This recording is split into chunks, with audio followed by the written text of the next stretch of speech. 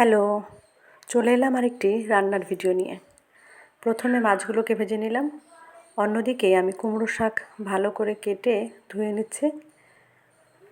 কুমড়ো শাকটা ভালো করে ধোয়া হয়ে গেলে আমি ধীরে ধীরে রান্নাটা শুরু করব।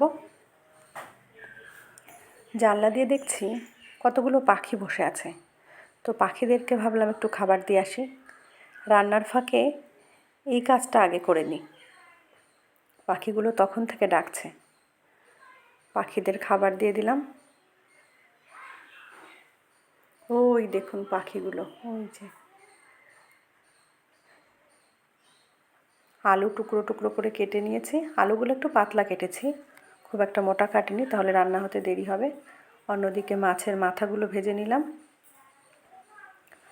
তেলটা একটু বেশি দিয়েছিলাম, যেহেতু আমি মাছ ভেজেছি তো তেল একটু বেশি দিয়েছিলাম, তাই তেল একটু উঠিয়ে নিলাম। বেশি তেল খাওয়া ভালো নয়। এবার যখন আমার সময়ের একটু অভাব থাকে এবং রান্না খুব তাড়াতাড়ি করতে চাই, তখন আমি এই কাজটা করি। রসুনগুলোকে আর শিলবাটায় না বেটে এরকম হাতে থেতো করে নিই। নিজের শক্তির পরীক্ষাও হয়ে যায় আর সময়ও কম লাগে। যাই হোক, রসুনগুলোকে ভালো করে থেতো করে নেব। এই দেখুন রসুনগুলো মোটামুটি থেতো হয়ে গেছে। আর রসুনকে না বাটলেও হয়, একটু থেতো করে নিলেই হয়ে যায়, খুব সহজে গলে যায়। একটু গোটা গোটা থাকলে সুন্দর একটা সেন্ট বেরোবে রসুন থেকে। আমাদের রসুন থেতো করা হয়ে গেছে। এবার ফোড়নে দিয়ে দেব একটু রাঁধুনি জিরে। রাঁধুনি জিরে দিয়ে একটু নেড়ে চেড়ে নিয়ে দিয়ে দেব থেতো করে রাখা রসুন আর চেরা কাঁচা লঙ্কা।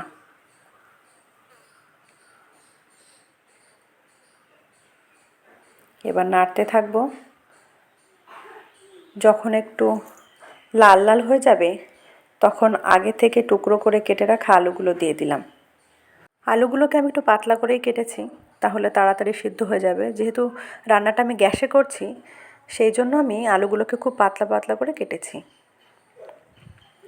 এবার আলু দিয়ে নেড়ে চেড়ে নুন দিয়ে দেব। নুন দিলে যে কোনো সবজি সহজেই নরম হয়ে যায়। মোটামুটি আমার আলুগুলো ভাজা হয়ে গেছে। আলুগুলো ভাজা হয়ে গেলে এবার দিয়ে দেবো শাক। হলুদ দেব না, হলুদ দিলে সবজিটা কড়াইতে লেগে যাবে। শাকগুলো দিয়ে দিলাম। দেখুন কত সুন্দর সবুজ তাজা তাজা শাক। এই শাকের অনেক উপকারিতা। এখন সব চারিদিকে সমস্ত সবজিতে সার দেওয়া হয়, অনেক ধরনের কেমিক্যাল ব্যবহার করা হয়। তো বাড়ির এই যে শাক পাতা, এগুলো খেলে অনেক উপকার হয়। শাকে একটু নুন দিয়ে দিলাম, একটু হলুদ দিয়ে দিলাম। এবার নেড়ে চেড়ে জল দিয়ে দেব। জল দিয়ে ফুটতে দেব। শাকটা মোটামুটি নরম হয়ে এসছে। এবার দিয়ে দিলাম জল।